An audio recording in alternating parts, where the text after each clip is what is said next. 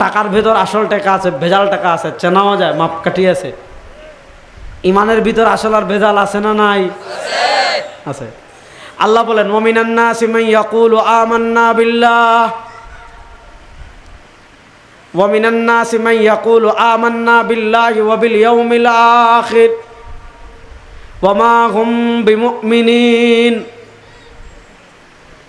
মানুষের ভিতর একদল মানুষ আছে, ওয়ামিনান নাসি মান ইয়াকুলু আমান্না বিল্লাহ, যারা মুখে বলে আমরা ঈমান এনেছি আল্লাহর উপর,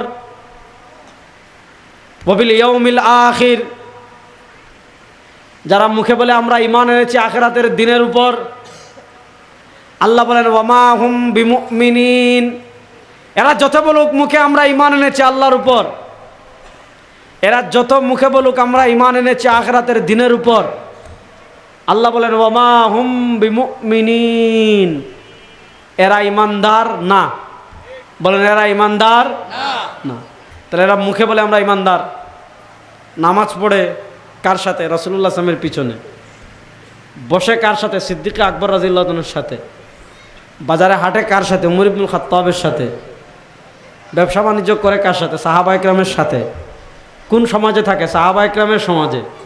বুঝেন, রাসূলুল্লাহ সাল্লাল্লাহু আলাইহি ওয়াসাল্লামের পিছনে নামাজ পড়ার পর, সাহাবা ইকরামের সমাজে থাকার পর, সাহাবা ইকরামের সাথে চলার পর আল্লাহ বলেন তারা মুখে যত বলুক আমান্না বিল্লাহ, আমরা ঈমান আনলাম আল্লাহর উপর, তারা মুখে যত বলুক আমরা ঈমান আনলাম আখিরাতের দিনের উপর, আল্লাহ বলেন ওয়া মা হুম বিমুমিনিন, এরা কশ্চিনকালেও ঈমানদার।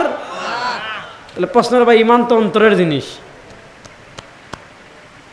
এখন কারো অন্তর ছিদ্র করলে তো হার্ট পাবো, রক্ত পাবো, কলিজা পাবো, গোশত পাবো, ঈমান তো দেখা যাবে না।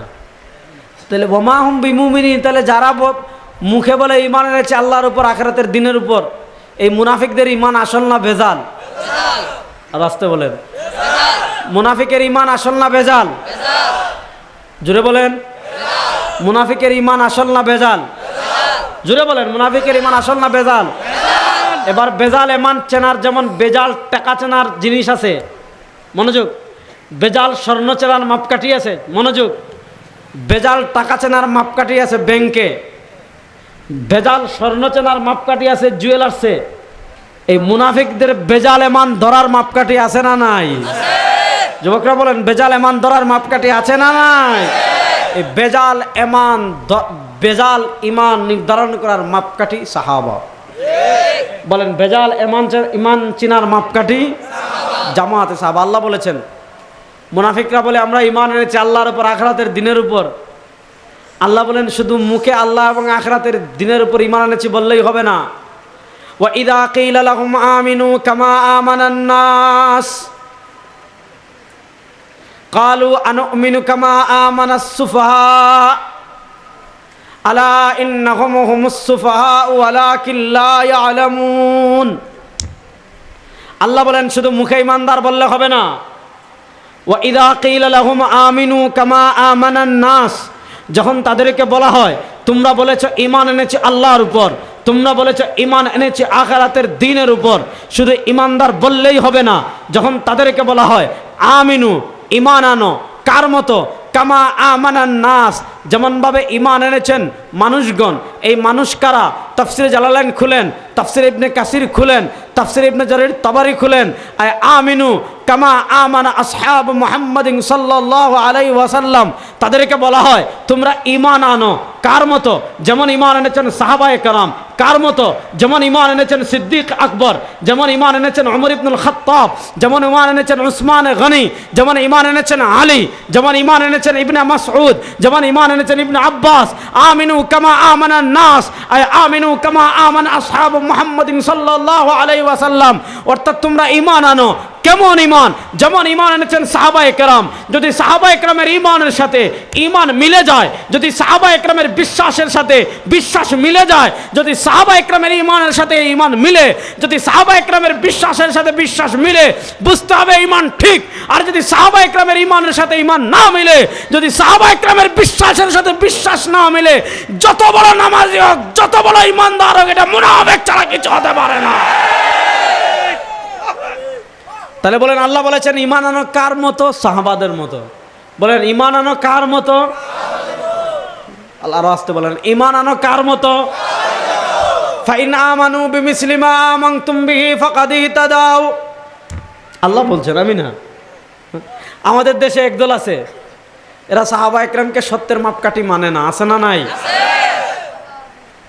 আমি প্রকাশ্য ঘোষণা দিচ্ছি, দলিল যদি না পান রেজাউল করিম আবরারের কাছে আসেন, সাহাবা একরামকে সত্যের মাপকাঠি দলিল দিয়া কবর দিয়ে দিব ইনশাআল্লাহ। প্রকাশ্যে ঘোষণা দিচ্ছি, কোনো ইয়ে নাই। যদি আমারে বুঝাইতে পারেন কোরআন সুন্নাহ দিয়ে সাহাবা একরাম সত্যের মাপকাঠি না, কেউ আপনাদের দলে না যাক, সবার আগে আমি রেজাউল করিম আবরার যাবো ইনশাআল্লাহ। আপনি শুধু দলিল দিয়ে বুঝান আগে যে সাহাবা একরাম সত্যের মাপকাঠি না, আর আমি যদি বুঝাইতে পারি আলহামদুলিল্লাহ, কেউ লাগবে না। এতটুকু আস্থা বিশ্বাস আছে, এক বৈঠক 100টা দলিল দিব ইনশাআল্লাহ। আরো লাগলে আরো দিব, খবর দেওয়া লাগলে খবর দিয়ে দিব ইনশাআল্লাহ। সাহাবা একরাম সত্যের মাপকাঠি কোনো সন্দেহ আছে? 3-4 জনের না, বাকিরা কি কথা বলেন? সাহাবা একরাম সত্যের মাপকাঠি কি মাপকাঠি না? আর ঈমানের মাপকাঠি, ঈমানের ক্ষেত্রে হক এবং বাতিলের ভিতর আল্লাহ মেয়ারে হক বানিয়েছেন সাহাবা একরামকে।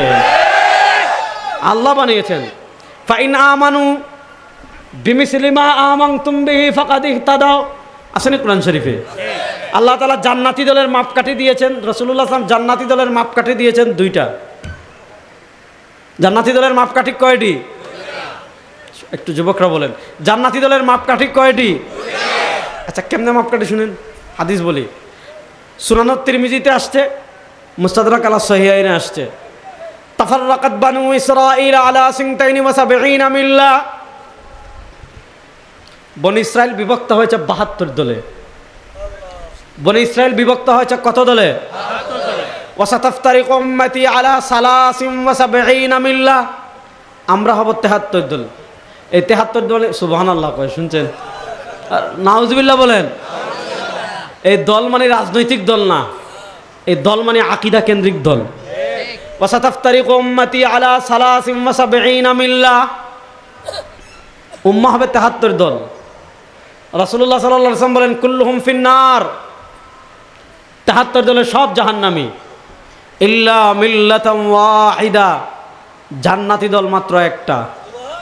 বলেন জান্নাতি দল মাত্র কয়টি? সাহাবা একরাম জিজ্ঞেস করলেন মান হিয়া ইয়া রাসূলুল্লাহ, যে একদল জান্নাতি তারা কারা? আল্লাহ রাসূল সাল্লাল্লাহু আলাইহি ওয়াসাল্লাম জান্নাতি দলের কোনো নাম বলেন নাই। যে ইসলামী আন্দোলন করলে জান্নাতি এটা বলেন নাই, জামাত ইসলাম করলে জান্নাতি এটা বলেন নাই, হিজবুত তাওহীদ করলে জান্নাতি এটা বলেন নাই, দালা মাযহাবী হয়ে গেলে জান্নাতি এটা বলেন নাই, হ্যাঁ শিয়া হয়ে গেলে জান্নাতি এটা বলেন নাই। আল্লাহ রাসূল সাল্লাল্লাহু আলাইহি ওয়াসাল্লাম জান্নাতি দলের 2টা প্রতীক দিয়েছেন।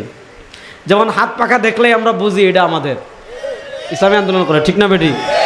আবার দানের শীষ দেখলেই বুঝি এটা বিএমপি, দাড়িভাল্লা দেখলে বুঝি জামাত, শাপলাকলি দেখলে বুঝি কি এনসিপি, রিক্সা দেখলে বুঝি মামুন সাহেবের দল, বাংলাদেশ খেলাফত মজলিস।